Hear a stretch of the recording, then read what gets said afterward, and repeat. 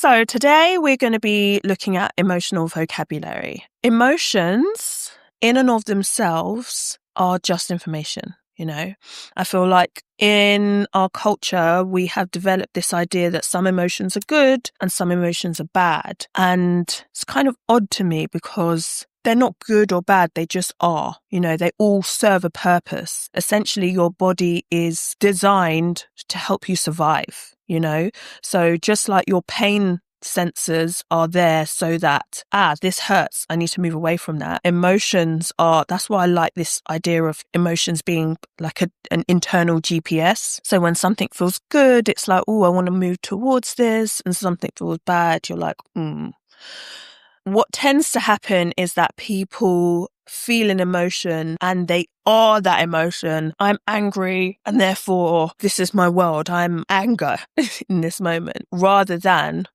right now I'm experiencing anger. What is this anger telling me? What do I need to know about this situation? Clearly, something in here is triggering me and making me feel angry. Sometimes for good cause. Sometimes a bit of rage is exactly what you need. Sometimes rage gives you the motivation to check someone when they need to be checked. But a lot of the time we're like, I'm feeling anger. I mustn't feel angry. I'm going to be labelled as an angry person, so I'm going to not be angry.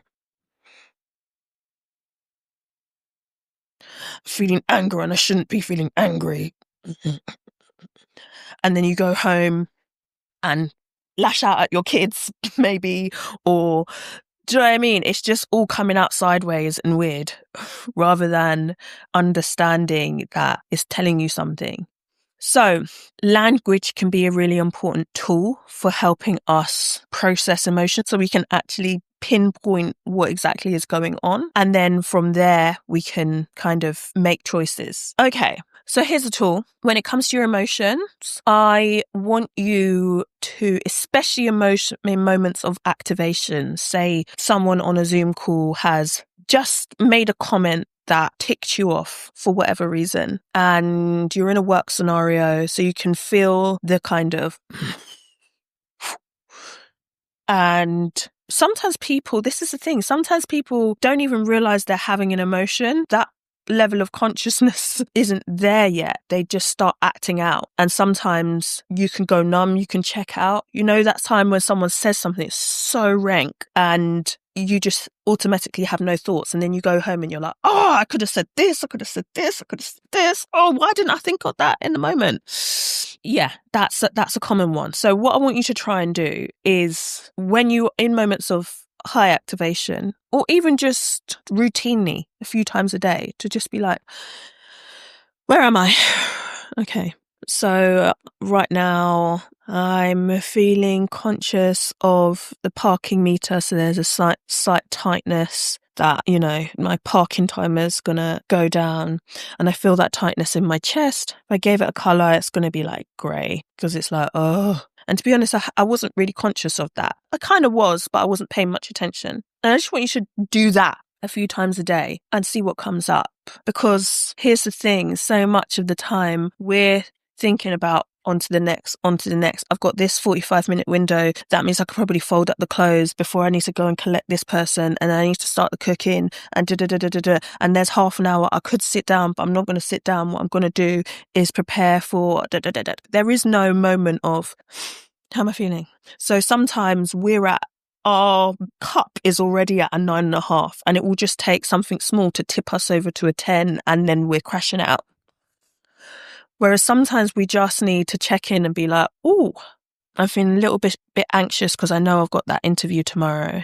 I didn't even realise, but yeah, I think I'm going to need to just go over those interview questions again to try and ease my anxiety, or I'm just going to go for a walk because I know that I'm at an 8 and I didn't actually realise. So let me just down tools and go and do something else. So check in, tool number 1. Okay.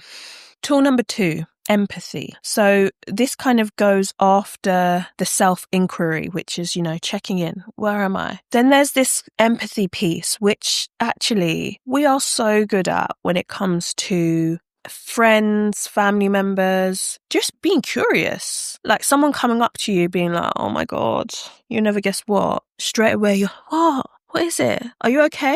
Do you want a tea? Tell me, what's going on? It's natural. We got this in the locker when it comes to sister, cousin, colleague. A lot of us are great managers. A lot of Black women work in HR because we have the emotional intelligence to hold other people and to be curious and to listen. But that empathy starts and stops with the other. Do we have the same skills when it comes to turning the mirror back on ourselves? So this is the second tool that I'm going to share with you. Empathy after the self-inquiry. So, checked in.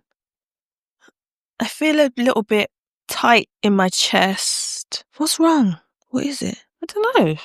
I think because I haven't heard back from... I know I don't care about him, but maybe I do because he hasn't messaged and I'm feeling a bit anxious about that. Or I checked in, my heart is beating kind of fast and I'm just feeling my head is kind of... There's a lot of pressure in my head. What's going on? That thing that my manager said to me in the meeting, I think that is actually what's got on my nerves. Yeah, it wasn't what they said. It was the tone and the fact that they said it in front of my direct report. That I think that's what's, it didn't sit well with me. That part. Can you see how initially what a lot of people do? Oh, I've got this pressure in my head. Not now, little Tommy. I don't want to read your book. Not now. I'm stressed. Can't you see? I'm trying to cook dinner.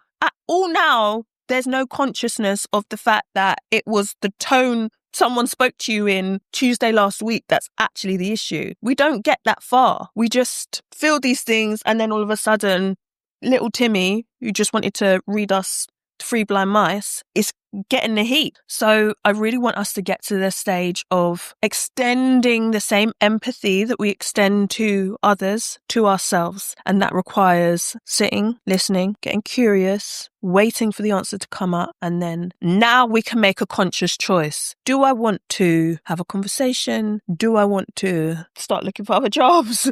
Do I want to, do you know what I mean? There's 1,000,001 different ways you can choose, but now we're in the realm of being in connection to self and making choices that are in our best interests, rather than not even realizing we're having an emotion and then just little Timmy catching strays for no reason. Do you get it?